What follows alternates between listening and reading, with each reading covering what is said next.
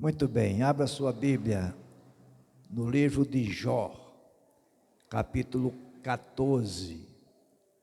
Livro de Jó, capítulo 14. Nós vamos ler os versos 1 e 2.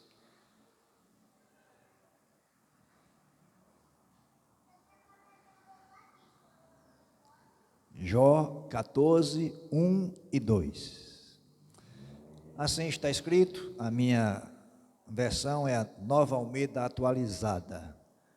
O ser humano, nascido de mulher, vive breve tempo, cheio de inquietação. Nasce como a flor e murcha, foge como a sombra e não permanece. Agora, vá comigo para o Salmo 90.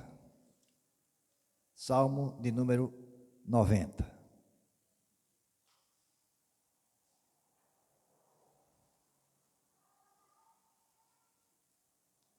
Está escrito assim: Senhor, Tu tens sido o nosso refúgio de geração em geração.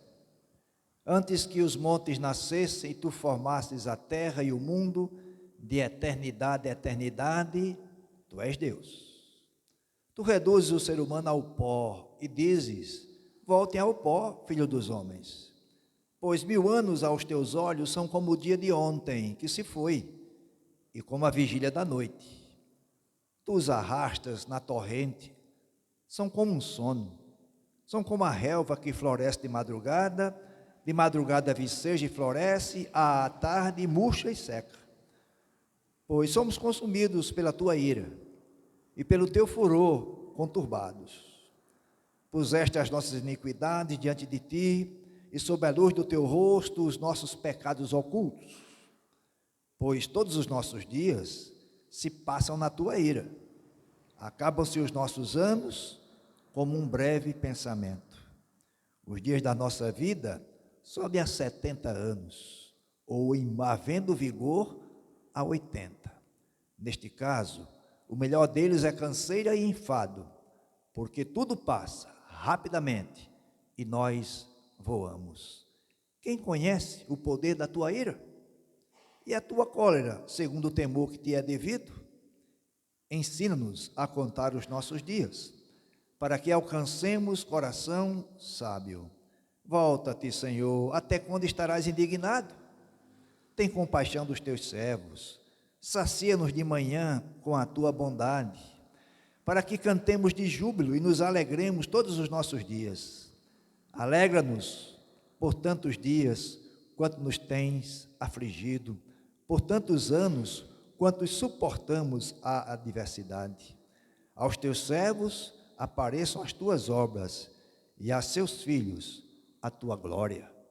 Seja sobre nós a graça do Senhor nosso Deus, confirma sobre nós as obras das nossas mãos. Sim, confirma as obras das nossas mãos. Amém.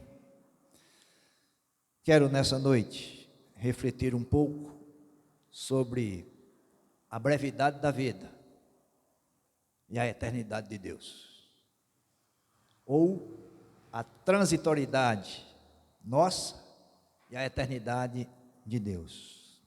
Mas, amados, a vida é breve.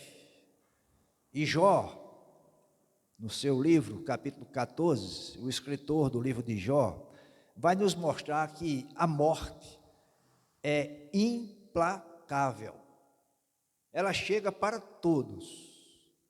Não importa a idade, sexo, nível econômico, grau de instrução acadêmica, religião, cor da pele, nada disso importa. A morte chega para todos. E ela não marca encontro conosco, conforme a nossa agenda. Porque se fosse assim, eu mesmo não abriria espaço na minha agenda para a morte. Nenhum de nós, né? Nenhum de nós abriria. Não, a minha agenda está cheia de hoje até o ano 2030, mas eu vou abrir um espaço aqui para a morte. Jamais. Mas ela não marca encontro conosco. segundo a nossa agenda. Os irmãos conhecem um pouco da vida e história de Jó. É um personagem conhecido na Bíblia. E ele é caracterizado, primeiro capítulo de Jó, logo no início, Deus fala de Jó da seguinte maneira: é um homem íntegro, justo, reto e temente a Deus. Se Jó é íntegro, justo, reto e temente a Deus, na nossa avaliação, Jó não era para passar por sofrimento, muito menos a morte. Mas Jó, no seu livro aqui está dizendo, eu estou dizendo Jó, mas a gente não sabe se foi Jó que escreveu, mas quando eu me referi a Jó, o livro de Jó está dizendo para nós de que a morte chega. E aí na história de Jó, um dia Jó estava em casa, e Jó era tão íntegro, que ele fazia ofertas de sacrifício e holocausto pelos seus filhos, porque pensava ele, pode ser que um filho meu pecou e eu vou sacrificar a Deus pelo perdão do pecado deles. Esse era Jó. Mas um dia Jó está em casa e chega a notícia para ele: Jó, seus 10 filhos morreram, de uma vez só. Que notícia! Que notícia! E Jó, na sua integridade e no seu temor a Deus, suporta aquela notícia. Daí a pouco, chega outro com a notícia: Jó, os seus bens, tudo que você tem, desapareceram. Não tem mais bem nenhum. Nada mais, Jó. Isso foi no mesmo dia, tá? Daqui a pouco chega para o próprio Jó. A saúde de Jó foi atingida fortemente. Fortemente. E mais, chegaram os amigos de Jó e passaram a importuná-lo, e até a colocar em xeque a sua integridade. Você está passando, Jó, tem alguma coisa aí. Isso é Jó. E é Jó que vai dizer no capítulo 14: o homem vive breve tempo. A vida é breve. E me parece que Tiago, o escritor da epístola de Tiago, ele, acho que leu Jó, porque ele faz uma pergunta para aqueles que achavam que podiam dominar a vida. Nós vamos sair daqui, vamos para tal cidade, e lá chegando a gente vai se estabelecer, e vai comercializar, e vai ser próspero. E aí Tiago pergunta: o que é a vida de vocês? Ele responde: a vida é breve, é como um vapor, é como uma neblina. Então, meus amados, nós somos como neblina, como vapor. E é possível que você conheça alguém que chegou aos 107 anos e chegou à morte. É possível com 97, com 87, com 77, com 27, com 17, com 7. É possível. Ela chega.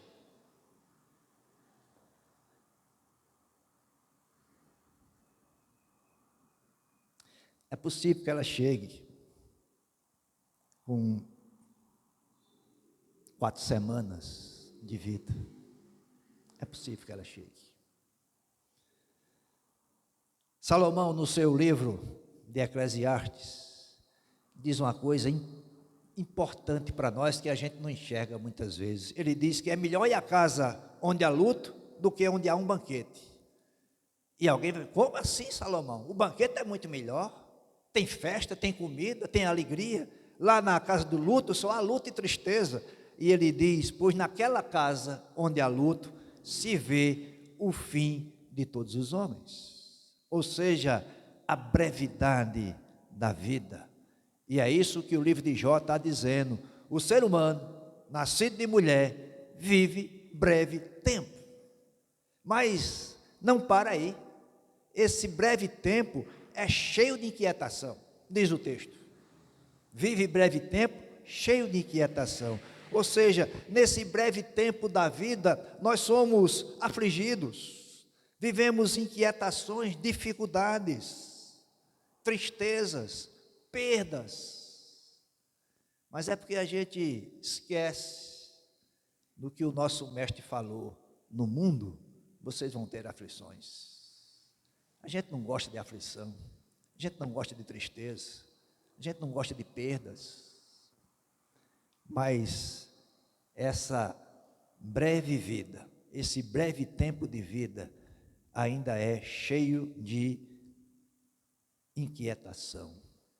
É possível que você lembre de algum momento seu, ou na sua família, ou na sua parentela, quando as inquietações chegam, quando aquela face, aquela carranca da enfermidade chega para nós.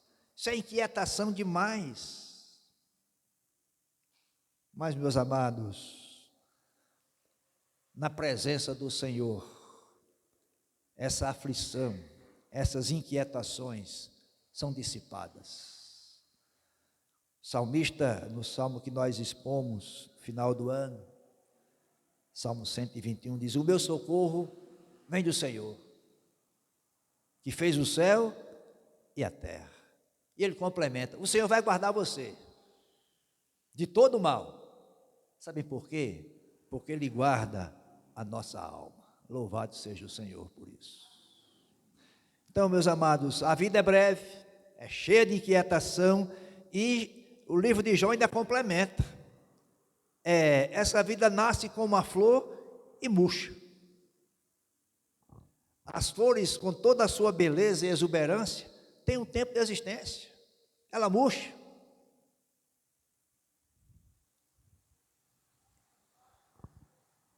Há algumas flores, né, que abrem uma vez no ano, né, de noite. Abriu, você já murchou, já passou. Isso é um exemplo para nós de brevidade da vida. Nós também existimos por um período, mas nós vamos murchando. Ou seja, nossa vida vai se esmaindo pouco a pouco. É só você que já tem uma idade como a minha e lembrar das limitações que chegam. Já não fazemos as mesmas coisas que exigia esforço físico lá dos 20 anos. Não conseguimos. Vou aqui dar um exemplo pessoal, meu e de alguém junto, eu e Batista. A gente pena com Pedro, não é, Batista? O sujeito não para. Não é o tempo todo, corre para aqui, corre para ali, vai e vem. É assim a vida, mas as limitações chegam para nós. Vamos puxando. A gente precisa ter consciência de que não somos eternos. Eterno só Deus. E é por isso que a vida é breve. Como a flor, ela vai murchando. Mas nós temos uma promessa. Promessa de uma vida eterna com Jesus. Essa sim, não vai murchar. É a herança que nos está garantida, como disse Pedro. Ela não tem mancha e ela não murcha, porque é eterna. Isso nós temos como garantia. Agora, isso só é possível para aqueles que creem na morte e ressurreição de Jesus e confessam isso diante dos homens. Mas o livro de Jó continua. Diz que a vida é breve tempo, é cheia de inquietações, é como a flor que nasce e murcha, e é como a sombra que não permanece. É uma referência à brevidade da vida. A sombra, ela aparece, passa e desaparece. Aqui mais ou menos o sentido de, durante o dia você consegue ver a sua sombra, à noite ela desaparece, a não ser que você esteja com iluminação artificial, senão ela desaparece. É isso que o autor do livro de Jó está dizendo, ou seja, é uma sombra, e se ela chega para nós, diz o texto que foge como a sombra, assim é a brevidade da vida. Meus amados, se nós parássemos aqui, íamos para casa com muita tristeza no coração. Não é uma carga muito pesada, falar de morte. Mas vamos para o Salmo 90.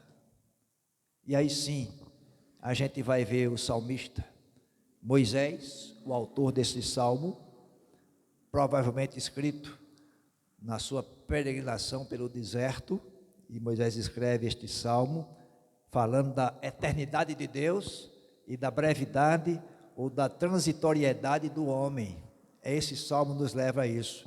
E o salmo, eu entendo, eu enxergo, que é um salmo de oração ao Deus eterno, que Moisés está fazendo. E esse salmo é conhecido universalmente. Ele é muito amado e lido pelo povo de Deus. Como eu falei, Moisés é o autor desse salmo, quase que não há divergência dos estudiosos quanto à autoria ser de Moisés, e na sua Bíblia deve ter aí um subtítulo, né? Oração de Moisés, homem de Deus. É o subtítulo que tem aí na sua Bíblia. Lá no texto original não tem esse subtítulo, tá? Tem só Salmo 90. Mas esse subtítulo nos ajuda a ver quem é. Quem é esse Moisés? Quem é esse Moisés, homem de Deus? Vá comigo para Deuteronômio, capítulo 33, verso 1. Deuteronômio 33, verso 1.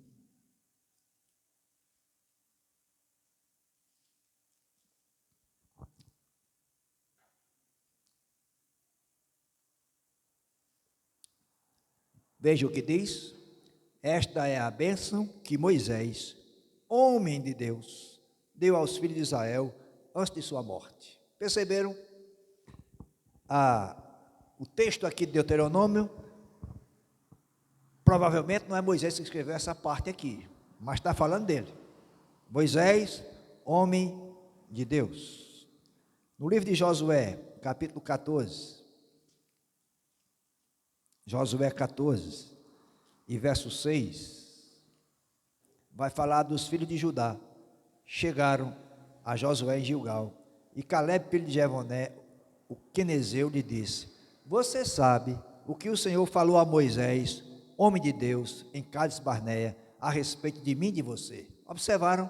Agora é Caleb falando de Moisés, homem de Deus. Então é esse homem de Deus que escreveu esse Salmo 90. E é nele que nós vamos encontrar essa oração ao Deus eterno. Observe os versículos 1 a 11. O que é que Moisés está dizendo sobre o homem, o ser humano? Moisés diz que ele é pó. Está concordando com Jó, não está? Diz que ele é como um sono, é como a relva, é como um breve pensamento. Isso é o homem. Ou seja, Moisés está dizendo ou redizendo o que o livro de Jó diz, a brevidade da vida. E assim que Moisés enxerga o homem, é como um breve pensamento.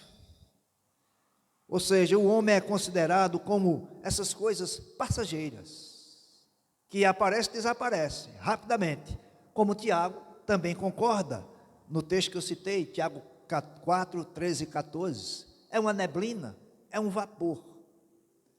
Pense aí, as irmãs, e nós também, a panela de pressão, quando ela pega a pressão, não sai o vapor? Você consegue pegar aquele vapor? É rápido demais. Isso é a brevidade da vida. É a brevidade da vida. Ou seja, o Moisés está reconhecendo a brevidade, a transitoriedade da vida do homem. E amados, nesses versículos de 1 a 11, a gente pode destacar o que é que Moisés dá a Deus. Veja, versículo 8, ele é eterno. Deus é eterno. E veja que por ele ser eterno, ele é Senhor do tempo, ele é refúgio, ele é justo. É isso que Moisés está dizendo, por isso que ele está orando a Deus, porque Deus é eterno, porque ele é justo, ele é onisciente, sabe todas as coisas. Não tem como esconder nada de Deus, ele sabe tudo. Ele sabe, se a gente puder colocar Deus dentro do tempo, Ele é atemporal, mas se a gente colocar dentro do tempo, ele sabe o passado, sabe o presente, sabe o futuro. É por isso que ele não se surpreende com nada, porque ele sabe já de tudo. Ele já tem em seu domínio todas as coisas, toda a história, todo desenrolar da história, Deus já tem nas mãos. E meus amados, às vezes nós perdemos a dimensão de quem é Deus e esquecemos de que Ele sustenta-nos. Se você lembrar de Isaías 40, Isaías diz que Deus é tão grande que Ele colocou as águas na concha, na palma da mão. Sabe quais foram as águas? A de João Pessoa, de Pitimbu até Cabedelo. É muita água? Ele colocou na palma da mão, mas não foi só isso não. Todos os oceanos, todos os rios, todos os lagos do mundo, da terra, Ele pôs na concha da mão. Isso é muito, pastor, mas pode ser que tem mais.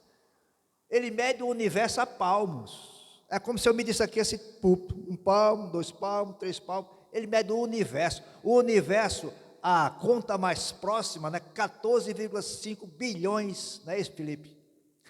De anos-luz. 300 bilhões por segundo é a velocidade da luz. Imagine isso aí para você percorrer de uma ponta a outra universo. Deus mede a palmos. As nações para Deus, China, Estados Unidos, Venezuela, Brasil, é como um pingo d'água num balde. São nada. E a gente sabe quem é esse Deus, sabe que Ele é eterno, sabemos que somos transitórios, breves, e a gente ainda é incrédulo que Deus cuida de nós. Se Ele sustenta esse universo todo, sabe o que Ele faz mais? Diz Isaías, todo o seu exército de estrelas, Ele chama pelo nome, e nenhuma falta na chamada. Sabe quantas estrelas tem no universo? Tem mais estrelas no universo do que os grãos de areia de todas as praias do mundo. Você consegue contar? Deus chama pelo nome, uma por uma. É como se eu fizesse uma chamada aqui, Beatriz, presente, Bianca, Ele vai chamando uma por uma, e nenhuma falta a sua chamada. Esse é Deus, eterno, poderoso. Mas, meus amados, diante desses relatos do Salmo 90 e de Isaías 40, que eu citei para os irmãos, a nossa atitude deve ser de temor a Deus. Veja o Salmo 111 e versículo 10. Salmo 111, 10. Que é a mesma coisa que Provérbio diz, 9 e 10. O salmista diz, o temor do Senhor é o princípio da sabedoria, revelam prudência todos os que o praticam, o seu louvor permanece para sempre. Ou seja, temer ao Senhor é dever nosso. Agora observe, quando Moisés escreve o Salmo, mostrando quem é o homem, esse homem que é pó, que é breve, que é como a relva que floresce de madrugada e floresce e viceja, depois murcha, esse é o homem. Então Moisés enxerga que Deus é soberano e supremo e eterno. Aí veja o que ele diz no versículo 12, diante de tudo isso, Senhor, só tem uma coisa a fazer, me ensina a contar os dias. Esses breves dias que eu tenho, me ensina a contar, para que eu, aprendendo a contar esses dias, eu possa ter um coração sábio. Portanto, reconhecer quem somos, pecadores, e quem Deus é, santo e soberano, nos faz ter sabedoria para contar os dias. Mais um texto para a gente ler. Veja Jeremias, capítulo 9. Jeremias 9, versos 23 e 24. Jeremias 9, 23 e 24. Assim diz o Senhor: não se glorie o sábio na sua sabedoria, nem o forte na sua força, nem o rico nas suas riquezas, mas aquele que se gloria, glorie-se nisto, em me conhecer e saber que eu sou o Senhor, e faço misericórdia, juízo e justiça na terra, porque destas coisas me agrado, diz o Senhor. É esse Senhor sábio a quem nós precisamos nos render e pedir que Ele nos ajude a contar os dias. Esse versículo 12 do Salmo 90 foi traduzido assim na Nova Bíblia Viva. Ensine-nos a contar os nossos dias e usar bem o pouco tempo para que o nosso coração alcance a sua sabedoria. Gostei dessa tradução. Senhor, me ajuda a contar os dias nesse pouco tempo que eu tenho, com um propósito maior. Qual é? Que o meu coração alcance a sua sabedoria, ou seja, a que vem de Deus. Essa é perfeita. Os versículos 13 a 17 do Salmo 90, nós vamos encontrar as petições para que o Senhor tenha compaixão, para que Ele se volte, para saciar com benignidade, para dar alegria, para mostrar as obras. Estas petições vão revelar o caráter perfeito e justo de Deus. Revelam a atitude de Deus para com o seu povo. Isto, portanto, meus amados, deve ser transferido para a nossa vida, a nossa peregrinação aqui neste mundo. E é interessante que a gente pode entender que nós somos saciados, temos alegria, vamos ver as obras de Deus em nosso viver. Observe o versículo 11. Moisés escreve: quem conhece o poder da tua ira e a tua cólera, segundo o temor que te é devido? Quem é que conhece isso? Ou seja, dá para perceber que se a gente reverencia Deus com o coração quebrantado, nós podemos compreender a ira santa de Deus contra o pecado, mas é preciso o coração quebrantado, coração ensinável, o coração que sabe contar os dias e alcança sabedoria. É esse coração que vai entender quando Deus age com a sua ira diante do pecado. A oração que esse salmo nos inspira é essa: Senhor, ensina-nos a sermos humildes na tua presença. Senhor, ensina-nos a nos autoavaliar, nos autocriticar, ter um coração quebrantado, contrito. Nos ensina isso, Senhor. Nos ensina a vivermos, a examinar as nossas vidas de acordo com o teu padrão. Nos ajuda, Senhor, a entendermos a tua dimensão da grandeza que és e da nossa brevidade. A ter prudência para discernir o caminho do nosso dia a dia. Essa é a oração que esse salmo nos inspira. 4 lições e aplicações eu quero fazer olhando para esse salmo e para o texto de Jó. Primeira lição e aplicação para nós: reconhecer a brevidade da vida. Isso deve nos levar a viver de forma intencional e com propósito, valorizando cada momento que nós temos na vida.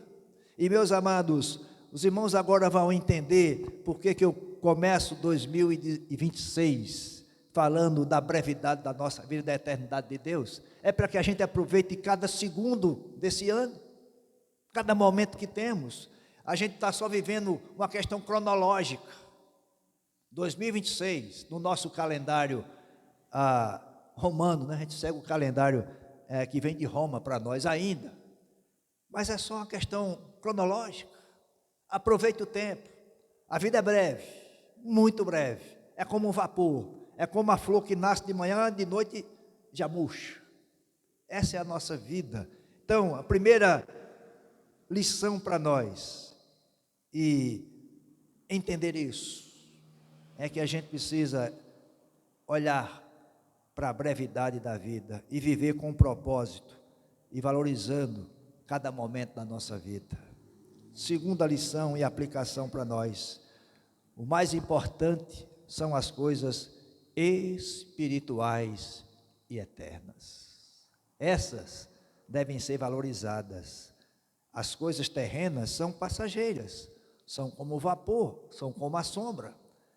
Não é que elas sejam más, ou não devemos ter as coisas deste mundo. Claro que a gente precisa viver neste mundo, mas a gente se apega muito a estas coisas e esquece das coisas eternas. Pensemos mais no novo céu e na nova terra. Vivamos aqui neste mundo, pensando nessas condições. Nós somos peregrinos neste mundo, mas temos a garantia dessa vida eterna. Terceira lição e aplicação para nós é que, mesmo diante da nossa fragilidade, da nossa brevidade, nossa vida está dentro da soberania de Deus. Nada, absolutamente nada acontece com o Filho de Deus que não esteja no seu propósito e dentro da sua soberania. Isso deve nos confortar, deve entender que as nossas limitações são muito claras e há um tempo determinado por Deus que a gente não pode fugir. Não temos como fugir disso. Deus continua a dirigir a história que Ele mesmo criou. E ela vai se desenrolar conforme a sua determinação.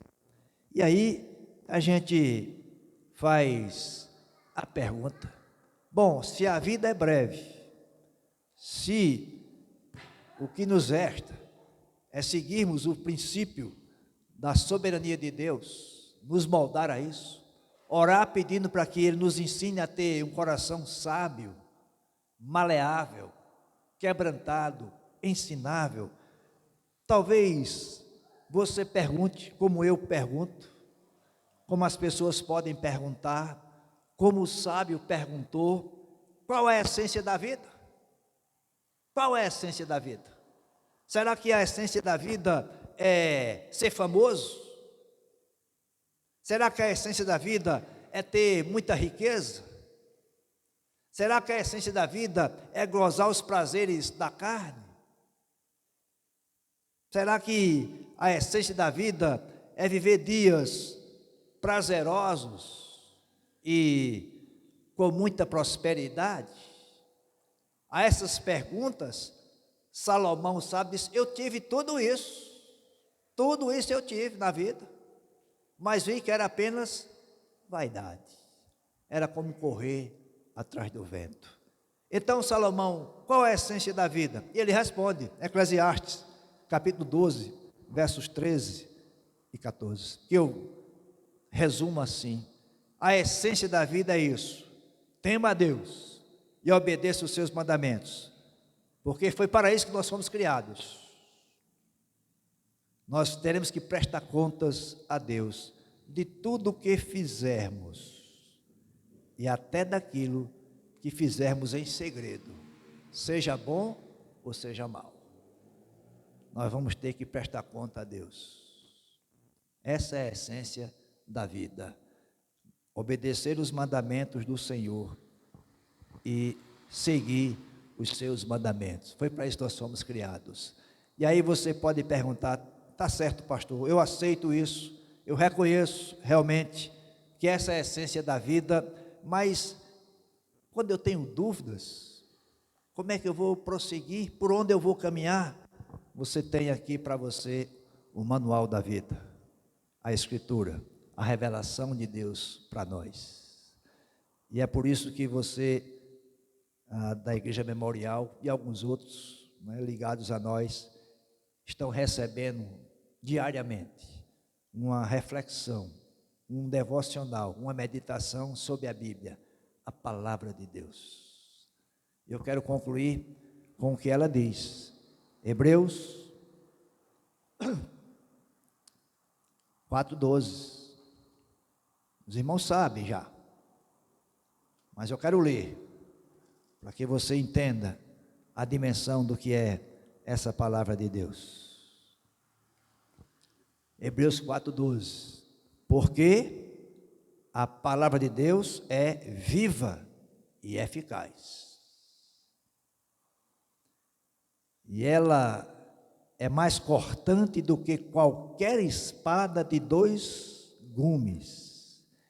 E penetra até o ponto de dividir alma e espírito, juntas e medulas. E aqui está a essência desse versículo. E essa palavra, que é eficaz, que é viva, que é como espada, sabe o que ela faz? Ela é apta para julgar ou para discernir os pensamentos e propósitos do coração. Louvado seja Deus por isso. É essa palavra que nos ajuda a ter coração sábio, a contar os dias na presença de Deus, a reconhecer que a nossa vida é breve e que Deus é eterno. Que Ele nos abençoe. Baixe sua cabeça, eu quero orar nesse instante. Ó Deus bendito e maravilhoso e bondoso, como é bom ouvir a Tua voz através da Tua palavra. Que nós saiamos daqui, deste lugar, deste templo, conscientes da brevidade da nossa vida e da Tua eternidade. Saiamos conscientes que podemos ter corações sábios quando estamos na Tua presença, com temor e tremor. Que a Tua palavra realmente esquadrinhe os nossos corações e traga discernimento daquilo que nós pensamos e projetamos. Que tudo que fizermos seja para Tua glória, em nome de Jesus. Amém. Amém.